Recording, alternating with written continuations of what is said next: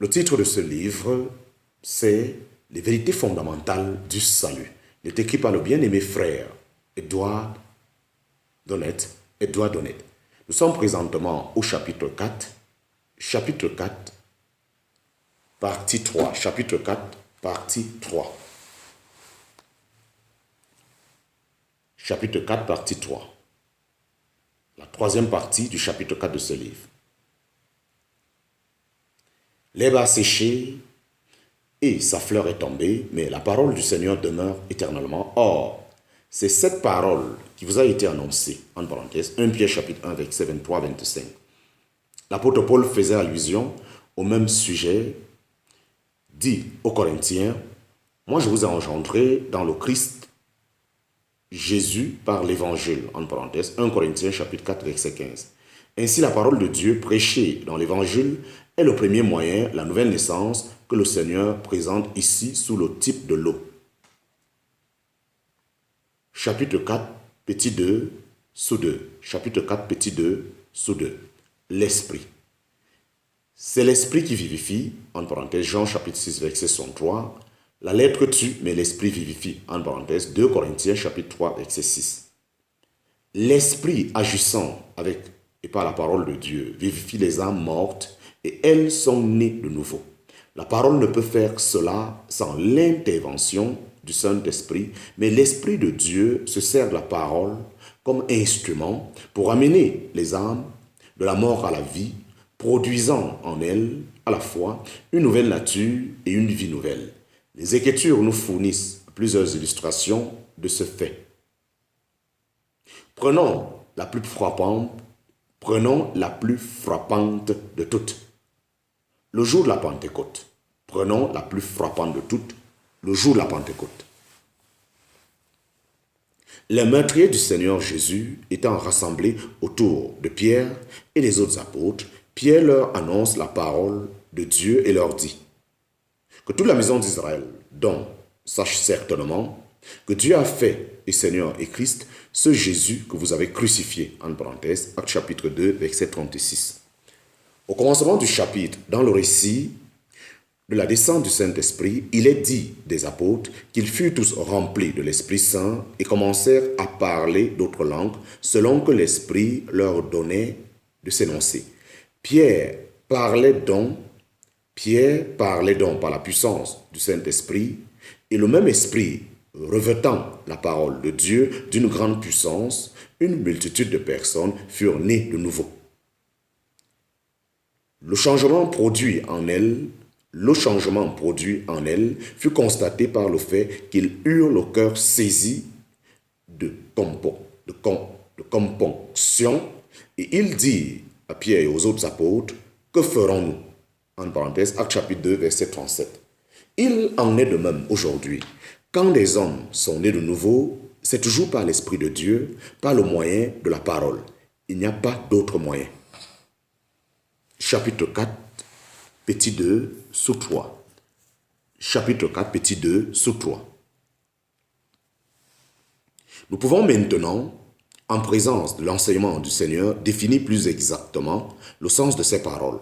Dans l'évangile de Jean, chapitre 3, verset 9, Nicodème demanda « Comment ces choses peuvent-elles se faire ?»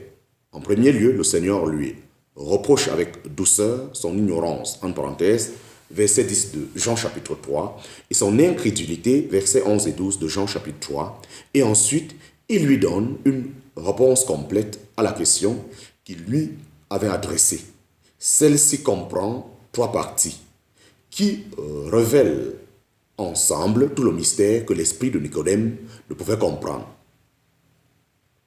Chapitre 4, petit 2, sous 4. Chapitre 4, petit 2, sous 4. La réponse complète du Seigneur à Nicodème. Chapitre 4, chapitre 4, sous 2, sous 4, bas 1. La personne du Fils de l'homme. La personne du Fils de l'homme. Ceci est le fondement de tout dans la parole de Dieu, dans l'évangile, par lequel, sous l'action de l'Esprit de Dieu, les âmes sont amenées à la vie nouvelle. Personne n'est monté au ciel, sinon celui qui est descendu du ciel, le Fils de l'homme qui est dans le ciel. En parenthèse, verset 13 de Jean chapitre 3. Nous avons ici le grand mystère de l'incarnation du Fils de Dieu. Il était dans le ciel, mais il est descendu du ciel. Il naquit d'une femme et devint le Fils de l'homme sur la terre. Et toutefois, pendant qu'il parle à Nicodème, il peut dire de lui-même qui est dans le ciel. C'est le Dieu homme et vrai Dieu, qui est ici révélé dans la personne du Fils de l'homme. C'est cette merveilleuse dignité de la personne de Christ qui donne une vertu infinie à son œuvre. De là, la nécessité de garder avec un soin jaloux la vraie doctrine de la personne de notre Seigneur et de rejeter tout enseignement capable de déprécier soit sa nature humaine, soit sa nature divine. Tout ce qui est hostile à la personne de Christ s'oppose à sa croix et à son sacrifice expiatoire.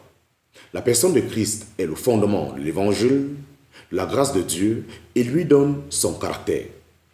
Car c'est le Dieu qui a dit que du sein des ténèbres, la lumière resplendit, qui a relu dans nos cœurs pour faire luire la connaissance de la gloire de Dieu dans la face de Christ. En parenthèse, 2 Corinthiens, chapitre 4, verset 6.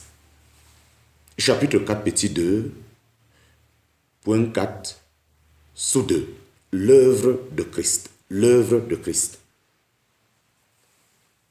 C'est ici que nous trouvons le second des divins. C'est ici que nous trouvons le second des divins. Il vous faut, dit le Seigneur, être de nouveau. Il vous faut, dit le Seigneur, être né de nouveau. Et maintenant, il dit, comme Moïse éleva le serpent dans le désert, ainsi il faut que le Fils de l'homme soit élevé, afin que quiconque croise en lui ne périsse pas, mais qu'il ait la vie éternelle. En parenthèse, Jean chapitre 3, versets 14 à 15.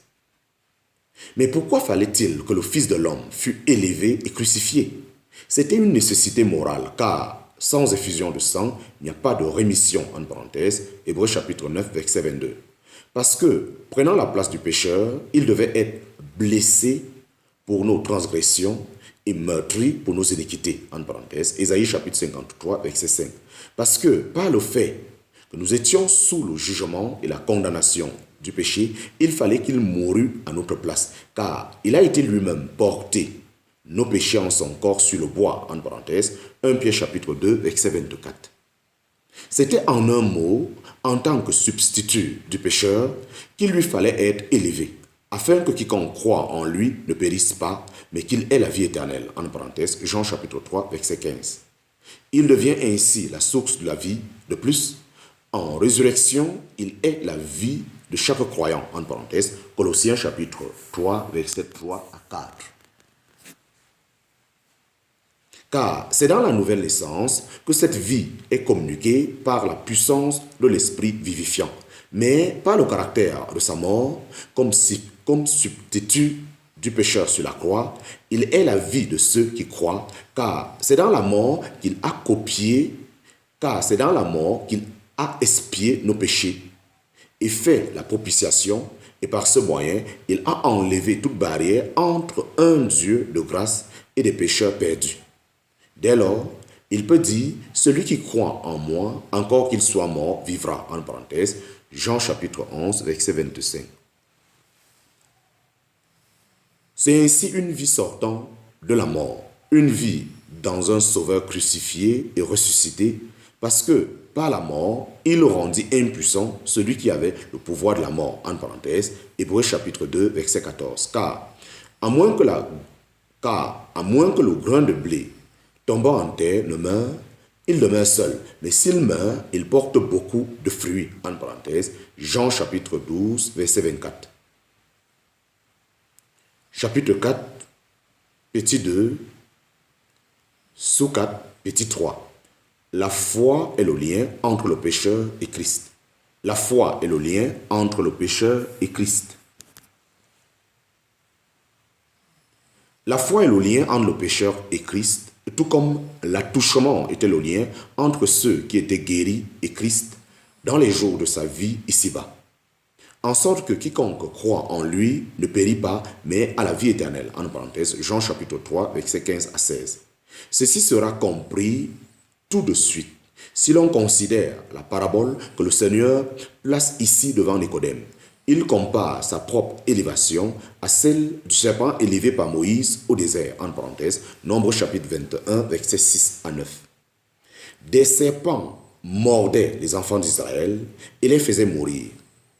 Ce fut au serpent qu'il fut invité à regarder afin de vivre. Le pécheur a été la cause de notre mort. Le péché a été la cause de notre mort. Par un seul homme, le péché est entré dans le monde et par le péché, la mort, etc. Romains chapitre 5, verset 12. De même, c'est à celui qui a été fait péché pour nous, en parenthèse, 2 Corinthiens chapitre 5, verset 21, que nous sommes appelés à croire pour avoir la vie. C'est donc ici le point capital à saisir, savoir le rapport qui existe entre le fait de regarder au serpent et la foi.